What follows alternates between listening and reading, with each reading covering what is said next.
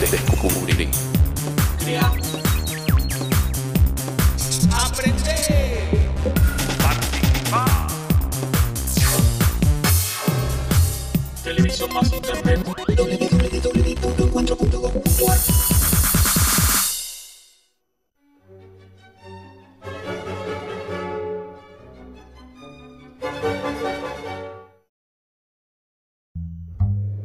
Este es un programa de filosofía por televisión. Ustedes se preguntaron por qué estamos aquí. Yo existo porque pienso. El hombre piensa. Es el lugar en el cual todos los saberes son pensados. Descartes es un héroe del pensamiento. Es difícil enfrentar las grandes Es un cuestiones. libro de Jean-Paul Sartre, Crítica de la razón de Hegel. Esta es la historia de la filosofía de Hegel. Eterno. La filosofía es la totalidad de lo real, porque piensa. La totalidad de lo real. Encuentro 9. La modernidad desbocada. ¿Qué es el patos de la indignación? Marx alaba a la burguesía. ¿Qué lectura hicieron de Marx los pensadores marxistas argentinos? La burguesía, aprendiz de hechicero.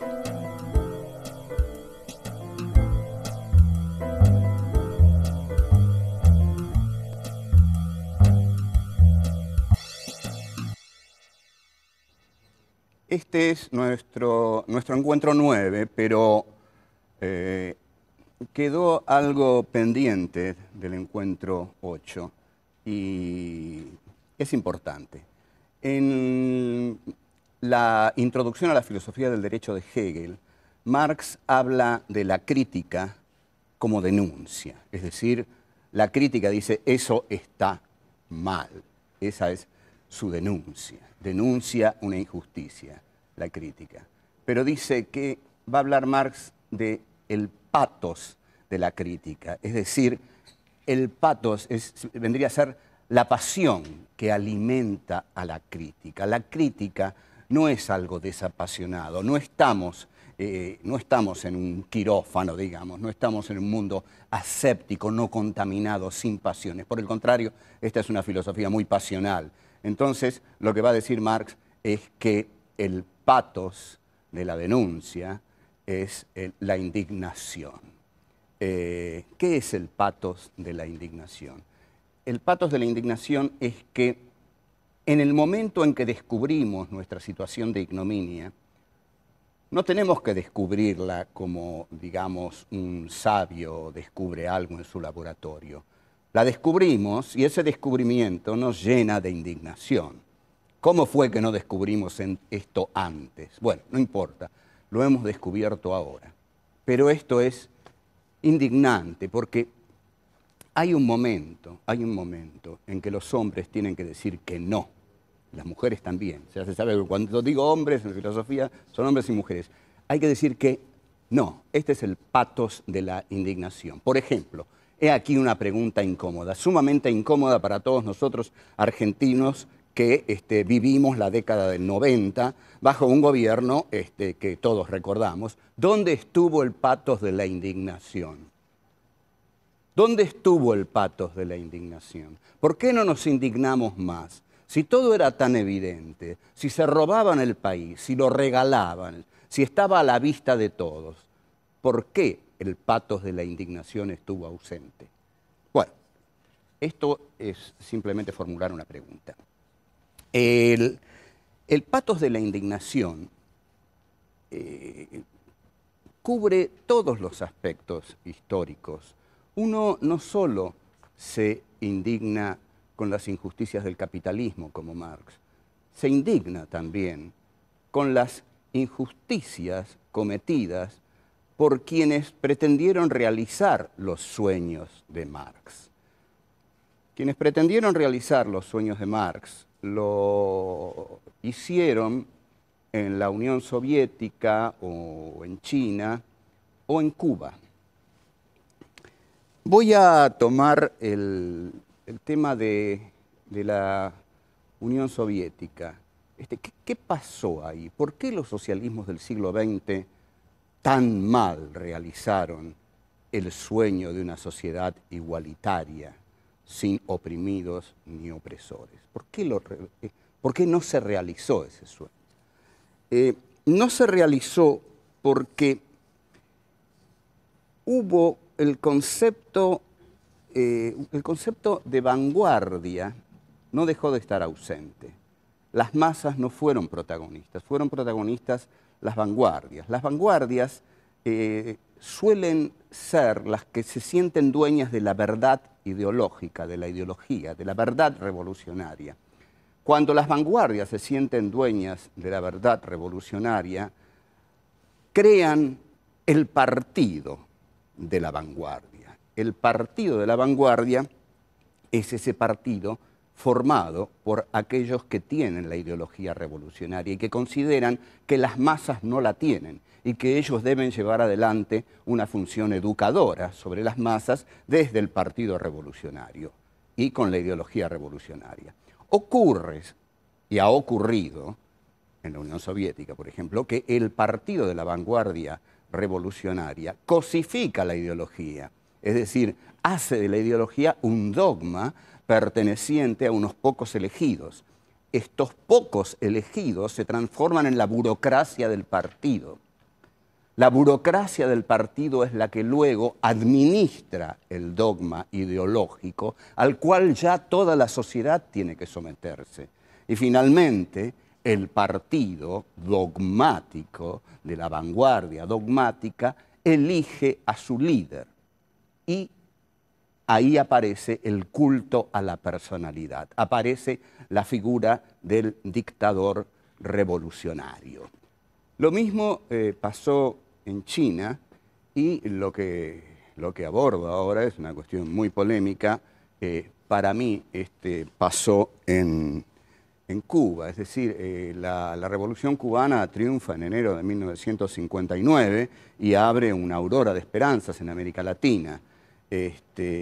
Pero estamos en el siglo XXI y, digamos, la figura emblemática sigue siendo la de Castro, quien, para mi total desolación y repulsa, lo confieso, hace pocos años ordenó fusilamientos. Uno es totalmente enemigo de la pena de muerte.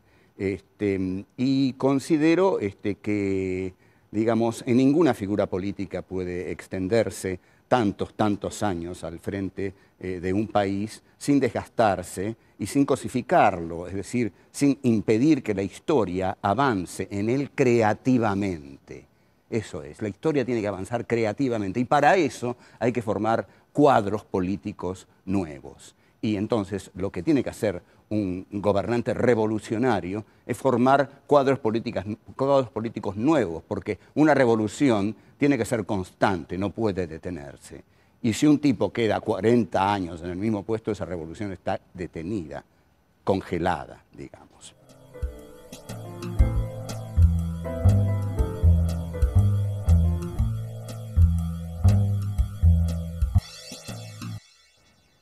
Vamos a volver ahora al manifiesto comunista de Karl Marx. Marx escribió este texto, o firma este texto junto con Engels, pero nosotros se lo vamos a atribuir a Marx. Es un texto importantísimo que le es encomendado a Marx por la Liga de los Comunistas.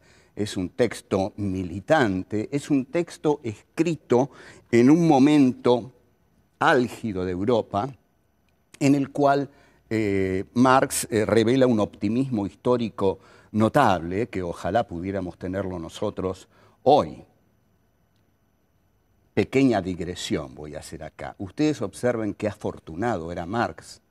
Marx era un hombre que todavía creía que el proletariado iba a enterrar a la burguesía. Nosotros hoy estamos verificando que el proletariado no solo no enterró a la burguesía, sino que la burguesía ha enterrado al proletariado y que en principio lo ha lanzado a los márgenes, lo ha quitado de la esfera del trabajo y no tenemos sujeto histórico que venga a redimir la historia que vivimos, que venga a ponerla en orden, ¿no? Que venga a encarnar nuestros sueños, digamos, como el proletariado encarnó los sueños históricos de Marx. Entonces, el Manifiesto Comunista, digámoslo así, es un texto que expresa el profetismo de Marx. Marx aparece aquí como un profeta de la historia, ¿no? Es el hombre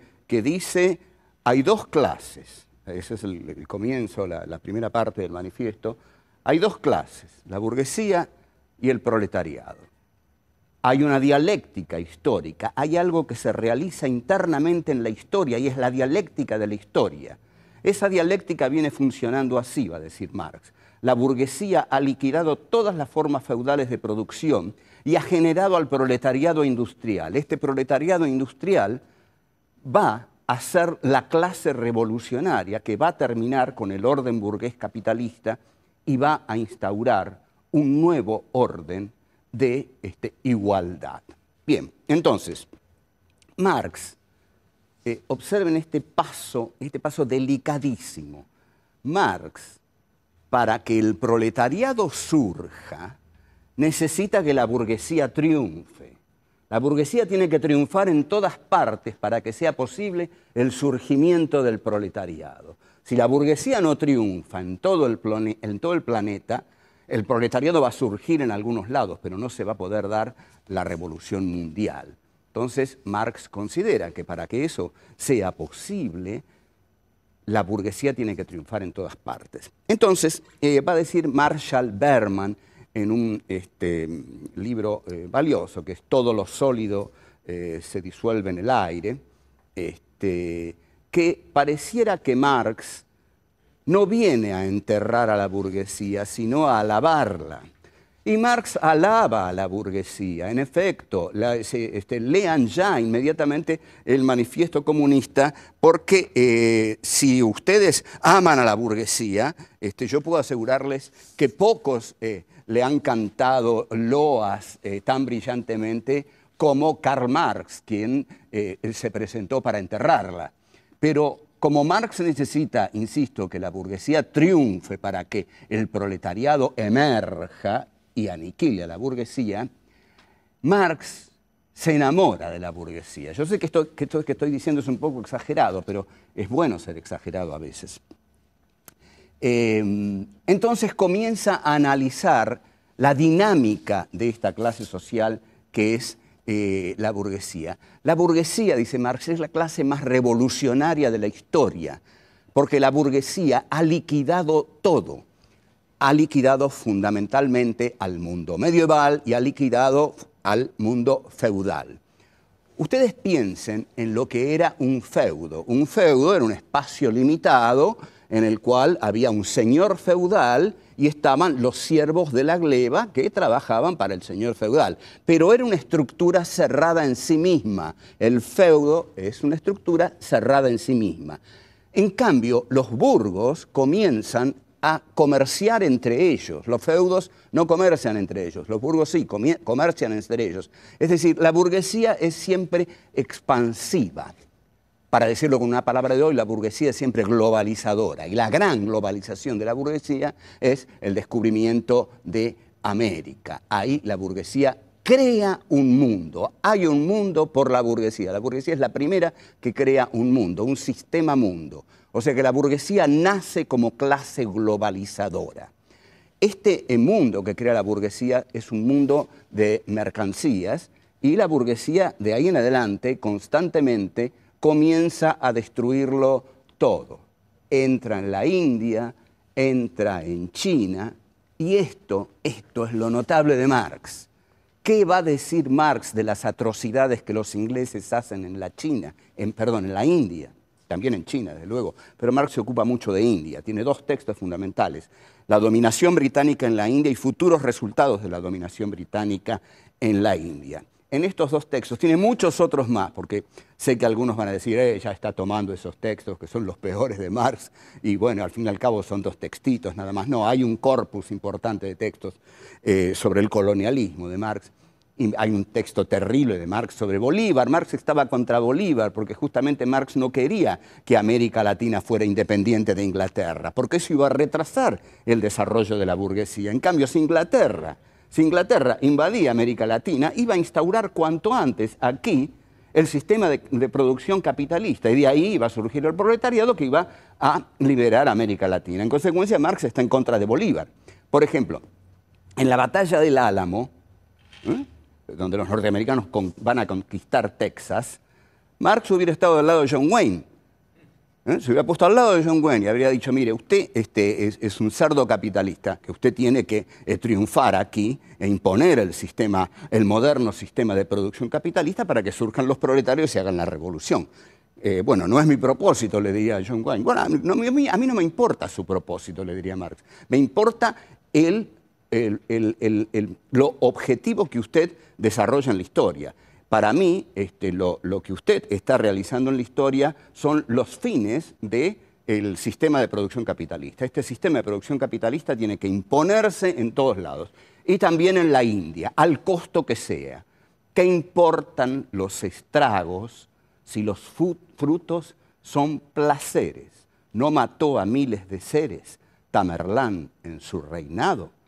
Es un poema de Goethe que cita Marx. O sea, los estragos no importan, lo que importa es que entre el modo de producción capitalista, porque de ahí van a surgir los proletarios que van a liberar a la India. Estamos esperando eso.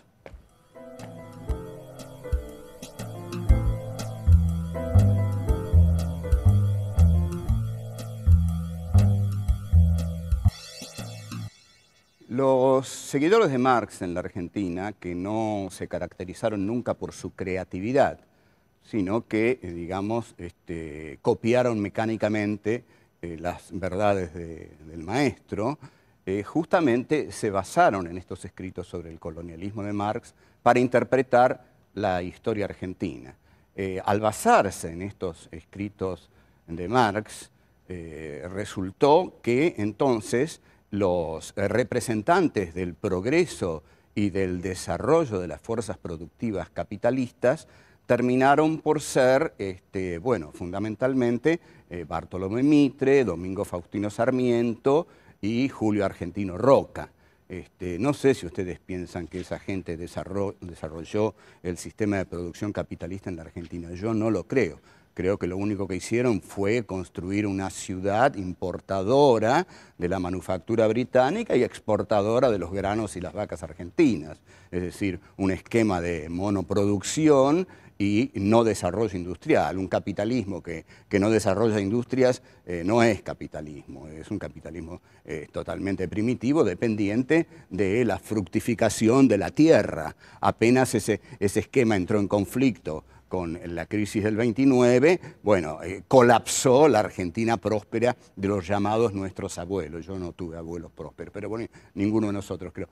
Pero, y ahí tuvo que ir Julito Roca a pedir a Inglaterra que por favor no dejara de comprar las carnes argentinas. Y dijo esa famosa frase que la Argentina era una de las joyas más preciadas de la corona británica. Bueno, los pensadores marxistas fueron mitristas porque tomaron el esquema de Marx y dijeron, ¿quiénes representan el capitalismo en la Argentina? Bueno, Buenos Aires, es decir, las clases ilustradas por la razón ilustrada, la burguesía, no esos harapientos caudillos federales del interior. Y este es el esquema que desarrolla Sarmiento en el Facundo, el esquema civilización-barbarie, donde la civilización son las clases ilustradas de la centralidad de Buenos Aires y la barbarie es todo el interior, el de la Mesopotamia y el interior mediterráneo. Los pensadores marxistas siguieron este esquema extraído de los escritos de Marx sobre el colonialismo. Es decir, allí donde entra la clase burguesa ilustrada, entra el capitalismo. Y todos esos, contendientes de un país del interior, que eran como era el federalismo, eso es la barbarie, y, adhirieron a la versión mitrista de la historia argentina desde la izquierda. Digamos, no les gustaba Mitre, pero era necesario Mitre, porque Mitre era la burguesía y si Mitre triunfaba, en la Argentina se iba a desarrollar un capitalismo productivo, tan productivo, que iba a surgir un proletariado revolucionario. Esta concepción que tiene Marx de la historia, como que la burguesía capitalista tiene que adueñarse de toda la territorialidad del planeta para que de ella surja el proletariado revolucionario, condenó al mundo colonial a tener que esperar el ser conquistado por las burguesías de los países metropolitanos, de los países centrales. Entonces, Marx se condenó a sí mismo a apoyar todo avance de la burguesía colonizadora en los países coloniales. Y este es uno de sus más gruesos errores.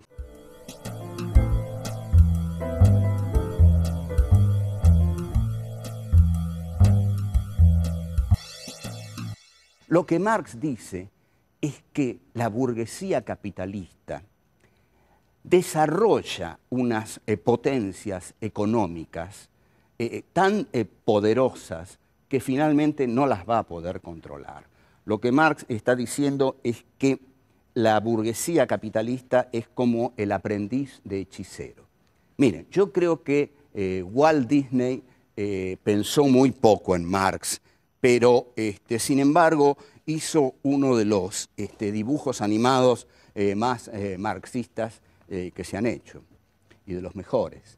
Es El aprendiz de hechicero, que está en la película Fantasía, de Walt Disney, que en cualquier momento aparece. No sé si ustedes piensan como yo, pero yo creo que si no lo descongelaron todavía, lo están por descongelar. En cualquier momento, ustedes no se sorprendan, pero descongelan a Walt Disney, le meten un corazoncito ahí en cualquier lugar y aparece... Oh. Bueno, la cosa es así. El aprendiz de hechicero del ratón Mickey, que está basado en una partitura del compositor francés Paul Dukas, que está basado a su vez en un poema de Goethe. El aprendiz de hechicero, se va a dormir el brujo y Mickey le roba el bonete. Se pone el bonete y empieza a hacer locuras. Como diría Marx, la burguesía. La burguesía sigue creciendo, sigue creciendo, sigue creciendo, sigue creciendo. ¿Quién va a detener a este monstruo que no puede controlarse a sí mismo y sigue creciendo, sigue creciendo? Bueno, lo mismo hace Mickey. Mickey desata una hiperproducción de escobas. Estas escobas no se detienen nunca y cuando corta una aparece otra y aparece otra, aparece otra. Y esta es la pesadilla del aprendiz de hechicero, que no puede controlar aquello que ha desatado. No puede controlar lo que desató. Marx va a decir de la burguesía que la burguesía no puede controlar lo que desató. Traigámoslo al día de hoy. ¿Ustedes creen que la burguesía, o sea, el capitalismo, puede controlar hoy lo que desató? ¿Por qué creen ustedes que los musulmanes en cualquier momento incendian París? Porque el neoliberalismo de la democracia de mercado no puede controlar lo que desató. Desató una exclusión, una marginalidad social incontrolable y en cualquier momento, es decir, la negritud se apodera de las ciudades. Por eso Bush levanta un muro, porque no puede controlar lo que desató y lo siguen desatando, porque insisten en el capitalismo neoliberal, la democracia de mercado, todo eso, que es un sistema de una crueldad infinita, porque genera constantemente hambrientos, desesperados, moribundos, y los genera en la periferia, mientras que en el centro la riqueza es cada vez mayor. Ahora, volvemos a Mickey. Volvemos a Mickey. Es el mago, es decir, este sistema en la burguesía sigue desarrollándose como Mickey sigue fabricando escobas. Pero lo de Mickey termina bien, porque aparece el brujo, lo controla Mickey, se pone él el bonete de mago y las aguas se aquietan, le da una patada a Mickey, que se va corriendo como un simpático ratoncito, y todo vuelve a su cauce. Bien, ¿quién es en Marx el ratón Mickey? Es el proletariado industrial, porque Marx, cuando nos dice que la burguesía ya no sabe cómo contener los conjuros que ha desatado, nos va a tranquilizar y nos va a decir, quédense tranquilos, eso lo va a hacer el proletariado. Una vez que el proletariado sepulte a la burguesía, va a instaurar un mundo justo y un mundo racional. Eso no ocurrió. La burguesía sepultó al proletariado y la burguesía está desbocada en el siglo XXI más que nunca. Y en lugar de burguesía se da a sí misma el nombre de neoliberalismo, de democracia liberal de mercado, que es un sistema que concentra y excluye. Concentra y excluye. Al excluir, excluye tanto que los que viven en la opulencia de la concentración están aterrorizados, porque los excluidos son tantos que en cualquier momento invaden las ciudades de la opulencia. En consecuencia, yo creo que hoy vivimos una situación histórica preapocalíptica, porque además estos tremendos problemas históricos de hoy se van a solucionar con guerras nucleares, digamos, localizadas, pero ninguna guerra mundial nuclear va a ser localizada, porque lo nuclear raramente puede ser localizado. Entonces, ustedes perdonen, digamos, yo admito que no es una visión muy optimista de la historia, pero acá no regalamos optimismo. Hay determinados problemas ante los cuales las categorías de optimismo o pesimismo son, digamos, risibles, porque acá no es cuestión de ser optimista o pesimista. Esto está ocurriendo y aunque uno sea optimista, no puede dejar de verlo y ni puede dejar de señalarlo. El mundo, estamos viviendo más que nunca, el mundo que Marx anunció en el manifiesto que la burguesía no iba a poder controlar. Entonces, este mundo de hoy, aunque Bush ponga muros, aunque París lo vote a Sarkozy en lugar de a la socialista Royal, y aunque en la Argentina se voten las políticas que aseguran la seguridad antes que la cultura, porque se vota desde el miedo de los que tienen, igual va a ser muy difícil que si se sostiene el sistema económico-político de la exclusión y de la marginación, esto se solucione sin un enfrentamiento de características preapocalípticas.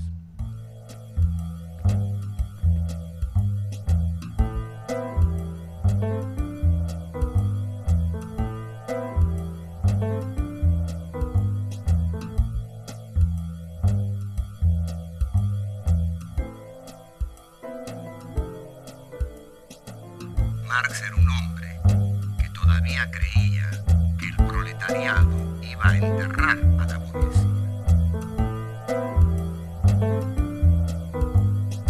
Este mundo que crea la burguesía es un mundo de mercancías y la burguesía de ahí en adelante constantemente comienza a destruirlo todo. La burguesía sepultó al proletariado y la burguesía está desbocada en el siglo XXI, más que nunca.